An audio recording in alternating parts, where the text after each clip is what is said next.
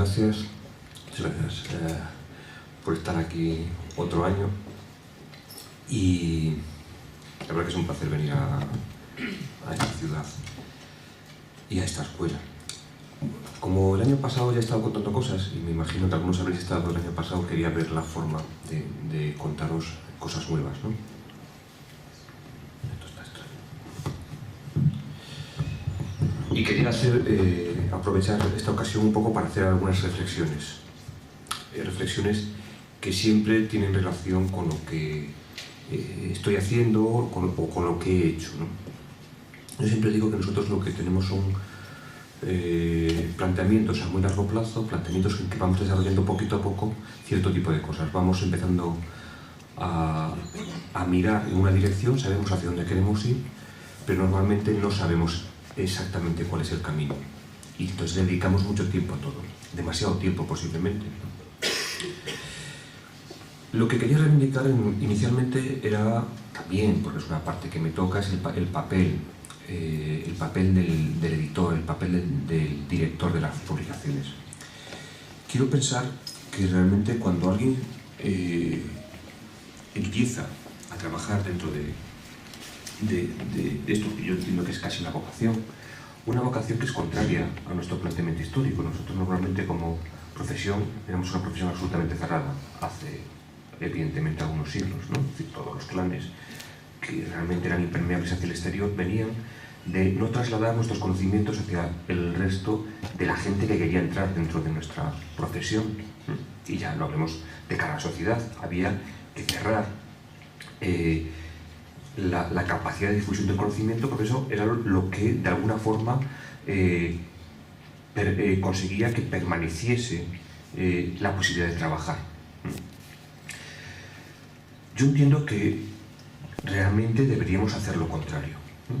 Entiendo que lo más interesante de nuestra actividad, que es una actividad tan amplia, es que podamos compartirla, es que podamos conseguir que otros sepan lo que nosotros sabemos.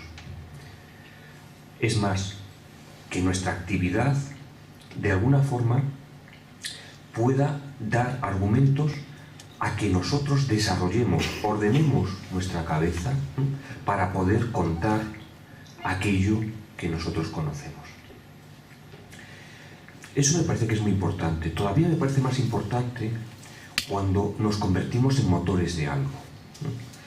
Cuando una publicación de alguna forma es una parte más del engranaje que nosotros tenemos en la cabeza.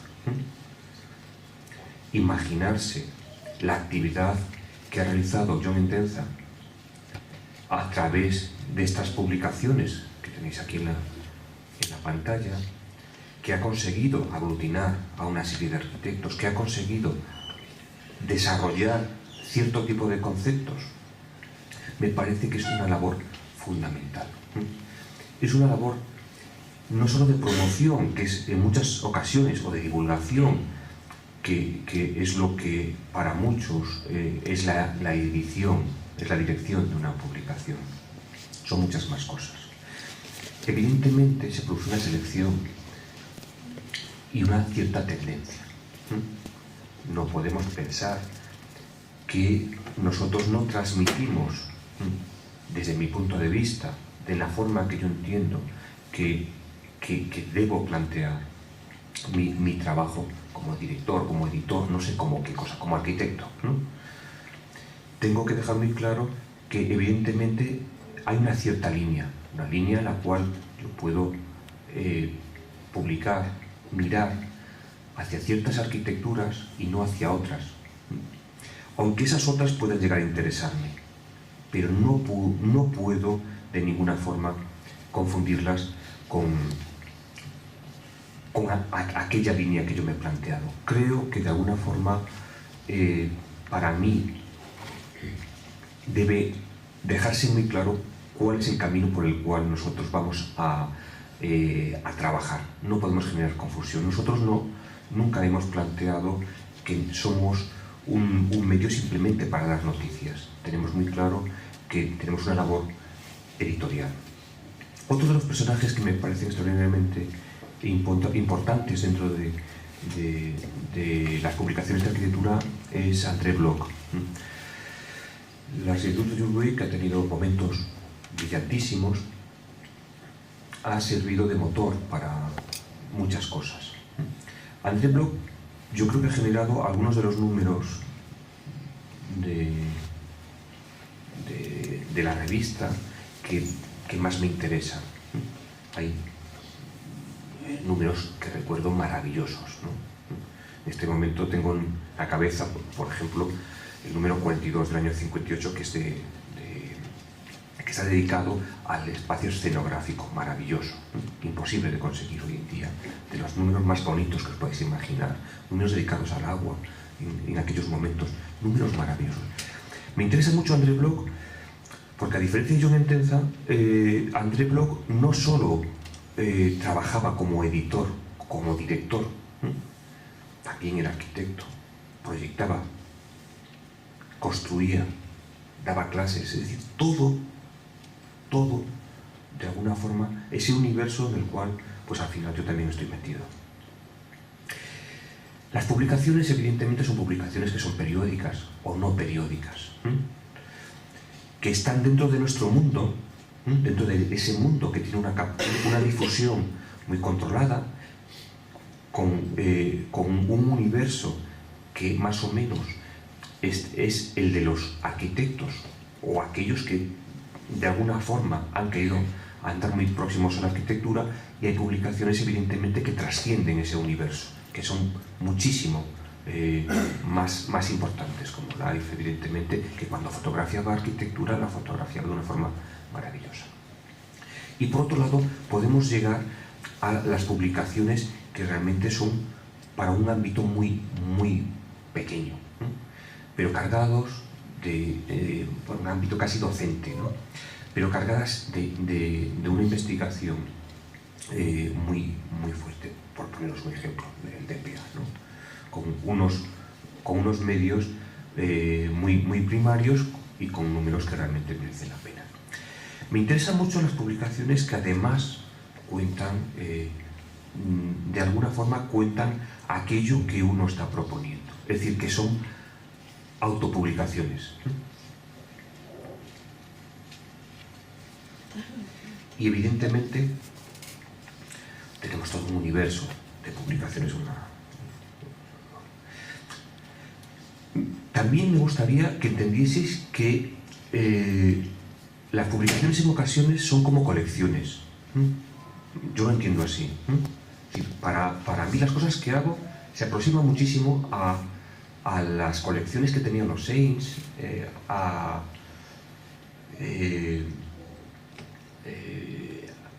ciertas colecciones, incluso que tenía el Corbu, a las que tenían Allison y Peter Smithson, colecciones de cierto tipo de cosas. Halina Bobardi, por ejemplo, ellos coleccionaban cosas, normalmente objetos. Yo intento coleccionar otro tipo de cosas, quizá más bien imágenes. Y realmente esa forma de coleccionar que tengo, a diferencia de la que tenían los Saints, a mí me permite compartir mi colección.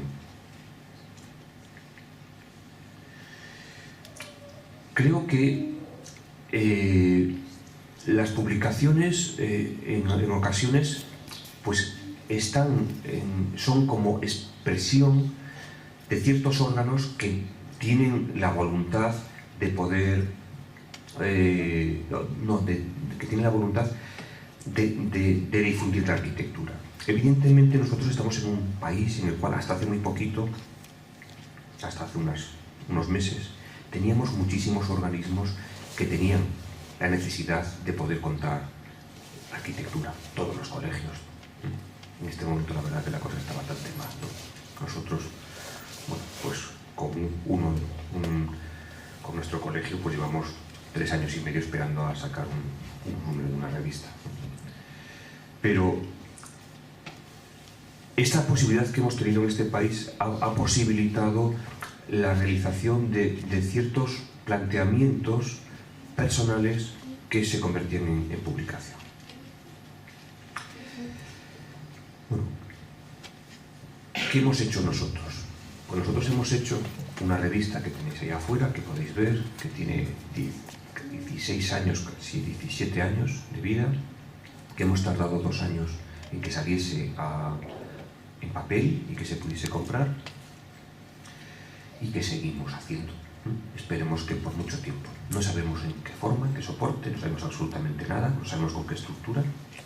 Hemos hecho una revista que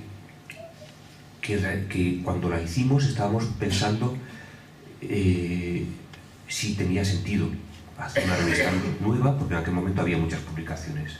Y estuvimos dándole muchas vueltas hasta que descubrimos que había una posibilidad que no estaba hecha. Posiblemente porque llevaba mucho trabajo, pero como no éramos conscientes de ello, fuimos conscientes muy tarde, pues realmente pues, empezamos a trabajar. Salió Tectónica por la unión de 3 personas, José María Marzo, Berta Blasco y yo. Ellos son matrimonio, somos 2 arquitectos, José María y yo, y Berta es licenciada en Historia. Ellos venían de trabajar en varias publicaciones y yo había trabajado de una forma muy breve en un par de ellas. Y empezamos a plantear cómo hacer una revista en la cual su experiencia editorial y mi pertenencia a la universidad y a que yo estaba ya construyendo en aquel momento, pues tuviese algún tipo de sentido. Empezamos a plantear Tectónica, que la conocéis, que salió con este primer número, que está planteado inicialmente para generar una forma no nueva, porque ya se habían realizado soluciones parecidas, pero siempre de forma puntual, pero sí continuada, pues de una expresión gráfica muy concreta, siempre a través de axonometrías, que eso nos obligaba a analizar por completo el edificio, pocos edificios, que venían acompañados de un texto vinculado al tema que elegimos en cada número y con un dossier de productos que tenían relación con el tema. Inicialmente la portada veis que era pues, una axonometría, en aquel momento era cuando todavía estábamos aprendiendo a dibujar todo el mundo con ordenador, una axonometría de un fragmento de uno de los edificios, y hemos ido pasando y pasando, pues estos son los últimos números, no uno de los últimos. Aquí es cuando se realiza el cambio de diseño de la revista, absolutamente necesario. Y como somos muy ordenados, pues realmente pues siempre hemos sabido lo que podíamos realizar 2 años después, 3, 5. Desde el primer día teníamos muy presente que la duración de la revista, si económicamente era viable, pues debería durar un horizonte como poco de 15 o 20 años. Los 15 ya los hemos pasado, esperemos que también pasemos los 20. ¿no? Ahí vais viendo los números, todavía nos quedan muchas cosas por contar, entonces esperemos que podamos contarlas. Este dibujo corresponde al primer número, ya lo he contado el año pasado, pero que conviene que lo recuerde. Es un dibujo del Palacio de Justicia de Alejandro de la Sota. Como Alejandro tenía de alguna forma una vinculación especial para mí, y una sensación extraña. Sota de alguna forma quería transmitir las emociones que se podían percibir a través de la arquitectura y no le interesaba tanto contar cómo se realizaba la arquitectura. Ya habían publicado cosas de Sota en otros medios y siempre entendía lo que él quería. Pero para mí este primer número necesitaba estar acompañado de la obra que en aquel momento podíamos contar de Sota, y quería contar, como yo pensaba que se debía contar la arquitectura, su edificio. Estábamos desentrañando muchos de los misterios que tenía el edificio, pero yo creía que eso era importante, aun a pesar de que Sota pudiese en algún momento reprochármelo. La verdad es que fue una alegría comprobar que estaba contento de que hubiésemos contado el edificio de esta forma, de que hubiésemos llegado más allá de lo que para él hubiese sido necesario. Fue un alivio pensar que habíamos pasado la prueba que para mí era más difícil. A partir de ese momento, bueno, pues hemos ido desarrollando. Evidentemente vais viendo cómo vamos cambiando la forma en la cual vamos dibujando, vamos contando el edificio. Siempre hemos pensado que estas axonometrías son el motor de la revista, no por el tiempo que llevan, que es lo que todo el mundo piensa, porque muchos de aquí seguro que habéis hecho axonometrías como esta. Es decir, realmente una de las conferencias que siempre me apetece dar son dibujos, axonometrías que parecen que provienen de nuestra revista y que realmente nosotros no conocíamos. Bueno, pues no es la axonometría como tal no es lo que lleva tiempo. Lo que nos lleva tiempo es la investigación para que no haya ningún error, para que estemos contando de verdad lo que el edificio es, ¿no? Y hemos ido variando y variando, ¿no? Poco a poco, porque también los edificios cada vez pues tienen un mayor grado de complejidad. No siempre hemos podido contar los edificios que nos interesaban porque no teníamos medios. Yo creo que en este momento tenemos los medios para contar edificios extraordinariamente complejos. Hemos ampliado nuestros códigos de representación y en este momento, bueno, pues ya sabéis lo que hacemos, ¿no? Pero estamos en un momento complejo. De esto hemos hablado también el año pasado. Un momento en el cual, bueno, pues somos conscientes de que, bueno, pues de que nuestra revista se conoce de una forma mayoritaria, pero no se conoce a través de los cauces que nosotros hemos planteado. Es decir, no se vende, se descarga. Posiblemente la que más se descargue. Pues sería un honor si pudiésemos pagar, ¿no?, los sueldos de nuestra gente, ¿no? Porque de alguna forma estaríamos siendo valorados por mucha gente que considera que nuestra revista tiene un valor. Un valor que normalmente se le agradece únicamente al que lo pone en la red. A mí siempre me sorprende cuando alguien le agradece al que ha escaneado una revista nuestra y dice muchas gracias por este aporte a la difusión de la cultura y de la arquitectura. A él. Bueno, es la realidad. Entonces, ¿no?, ¿qué hacemos para seguir trabajando? Para poder pagar a la gente que nosotros tenemos en la revista, que tenemos demasiada gente, siempre nos reprochan la cantidad de gente que tenemos, ¿no? Bueno, pues hemos pensado, bueno, pues que hay muchos cauces y que los cambios están ahí. Es decir, bueno, quería poneros un ejemplo. Es decir, las formas en las cuales se cambia el soporte de la información, evidentemente os dais cuenta que ha ido variando. Ha ido variando continuamente. Y son planos que representan cosas. Este es más difícil de reproducir, ¿no? Es un volumen, hay que venderlo. Realmente es muy bonito cuando alguien se da cuenta en este momento de que lo que tiene es un hecho físico, una cosa que realmente tiene un volumen y que si lo fotografías no es lo mismo, ¿no? Bueno, pues ha ido variando la forma de representación y el soporte sobre el cual se realizaba. No siempre al mismo tiempo, es decir, evidentemente, entre esta imagen y esta imagen, esta última es más reciente, ¿no? Bueno, esto es un plano de navegación. Bueno, pues sobre esto siempre hemos intentado ver qué lecturas podíamos tener. Y por eso, aprovechando pues que teníamos que vivir de otro tipo de cosas y que nos iban proponiendo cierto tipo de actividades, hemos pensado cómo, de alguna forma, el papel tiene atractivos muy importantes. Atractivos que no se pueden conseguir a través simplemente de una descarga, a través de Internet.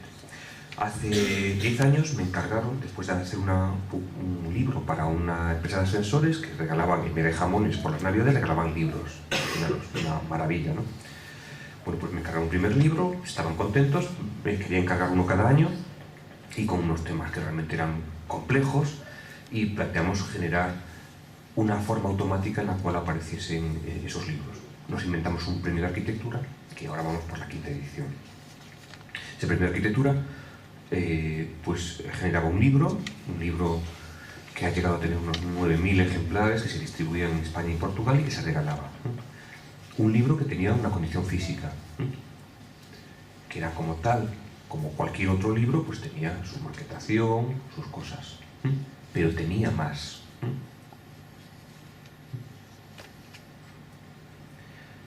momento que lo abrías, se componía y generaba, bueno, pues según quisieres, generaba pues experiencias distintas, ¿no? Lo que extraíamos de ahí, que eran estos cuadrados, eran las invitaciones. Y cuando uno llegaba a la entrega de premios, se daba cuenta de que la invitación que había tenido en su mano era lo que adornaba una parte de la estancia y era un fragmento de su libro.